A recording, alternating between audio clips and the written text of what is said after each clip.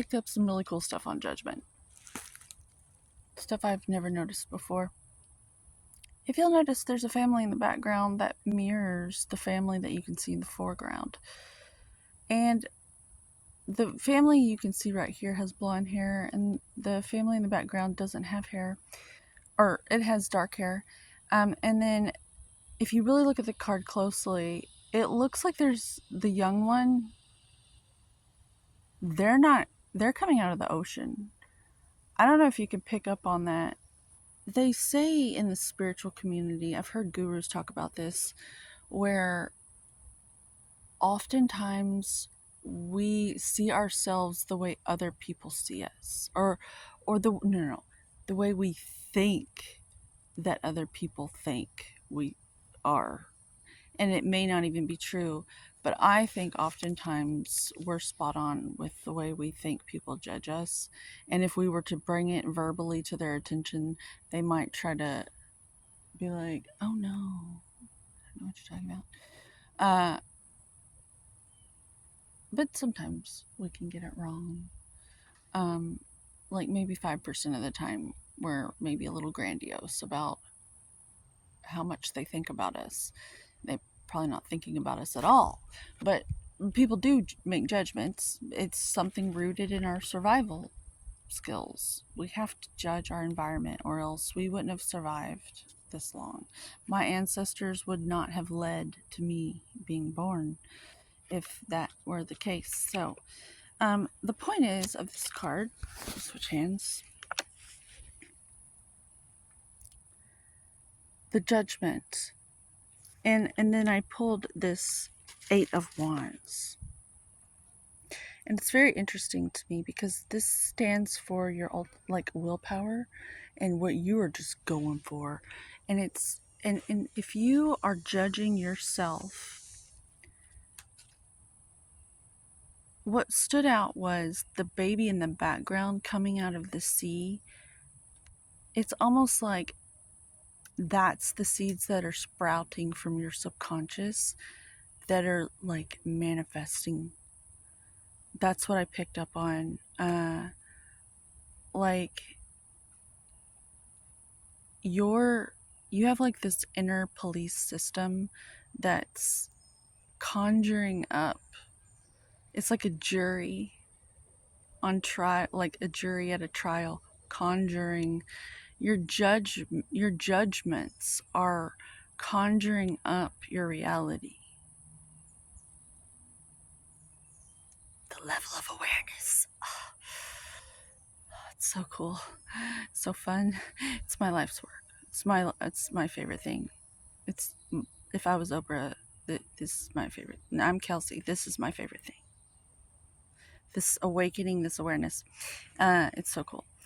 So what I'm seeing is this little baby in the background that mirrors the baby that you can see like in the now. But the baby in the background is like what's emerging from primordial ooze, from like your energetic womb. And it's like being birthed into this reality. Like, say, there's different cycles of time. Like, you could see things synchronistically happening in the now, but you can also see things happening tomorrow that line up with stuff you discussed the day before. Or you might see things line up a month from now that seem to mirror something that you remember happening very clearly a month or two ago, or a year or two ago, or 10 years ago. And it all just lines up like a puzzle piece, a really pretty puzzle piece. Puzzle, fitting together so nicely, so cosmically delicious. Like, it's just so you know the awe of God, the Amen Ra, it's just so magnificent how things can line up. And it calls me to urge myself and everyone else to not get caught like a fly in a web of your moments. I see that with the spiritual community and synchronicities, um, the the symbolism behind when Gollum's like, don't follow the lights, or you'll be lighting little candles of your own, meaning you can get trapped in your own, like you're following all these shiny lights of your own creations, and they're meant to be there to help keep you motivated and in alignment. But I see this trend of people getting drunk on them and using them like drugs, and pretty soon everything's a sign, and everything, like, there's this side of the spirituality where our culture isn't set up for this. Our culture isn't set up for this. Places like India, there's people that like sweep their path before they even walk on it so they won't kill a bug. Like, there's other cultures that are set up for certain individuals that are born that are like just in this, they're like disabled by the factor of God. Like, it's understood over there. In our culture over here in America, we do not have a place for people like that. And I think that's where a lot of the autism stuff comes from. It's going to come out somehow. And these other more older civilizations know how to categorize these people. A lot of them are just so entranced in like this part to where they're like, they can't even function in the world because they're just so that they can't even be a member of society in the way that other people are.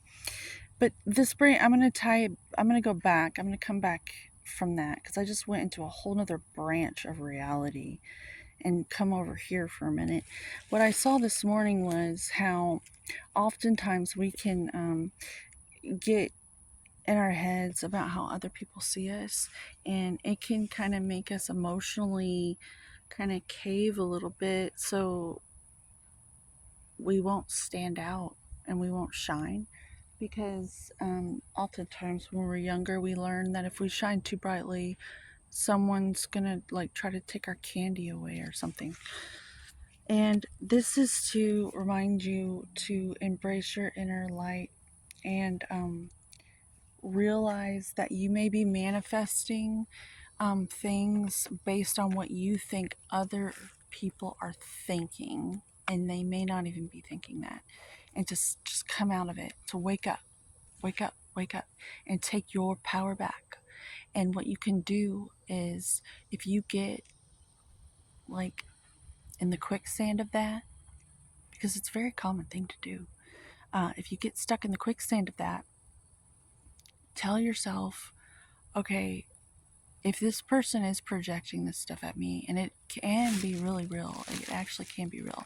If this person is projecting these vibes towards me and this judgment, I am not going to send it back to them. They gave their power away by doing that, but I'm going to make a charitable donation to you, God, and I'm going to. That feeling of whose dick is bigger, that's what we feel when we see hyena. Did you know that they're sea lit? Tor, us, I gotta get creative, is bigger than the male member. And look it up, it's really interesting. And so it's a female dominated society. And the most interesting part, I never knew this, I would have never believed you if you told me, hyenas are more feline than they are canine. I always used to think those are the real dogs. Those are the real dogs. No, they're feline. They're like cats. And that ties back into this whole cheetah thing I was alluding to, how when we make judgments based on what we think other people are thinking about us, to pull back from that and embrace your inner soul, your inner light, your inner sun, and co-create with that. And recognize and identify that we have the tendency to co-create with what we think others are thinking about us. The and then we like co-create our own reality on that, and that, no, we're not doing that. But transversely, you need to be like a warrior, or no, a spiritual athlete. I'm being called to really tone down the whole spiritual war thing. We want to be athletic and athletes, and about our spirituality. That way, we can be good sports and apply sports psychology to this stuff instead of it being righteousness. It's more like you just got a touchdown and you might do a little dance sort of thing. But that's as far as it goes. I'm getting those vibes with spirituality. That's what we're morphing into, or that would be an appropriate way to proceed if we want to have longevity in this world, with all of us becoming more aware of the possibility of just how far our awareness can go. Because the more aware we are, the more we're going to take responsibility for in ourselves, and the more mature we are. And it's just so nice to have people in society like that. It's so nice to be around people who are athletic in maturity, if that makes sense. So,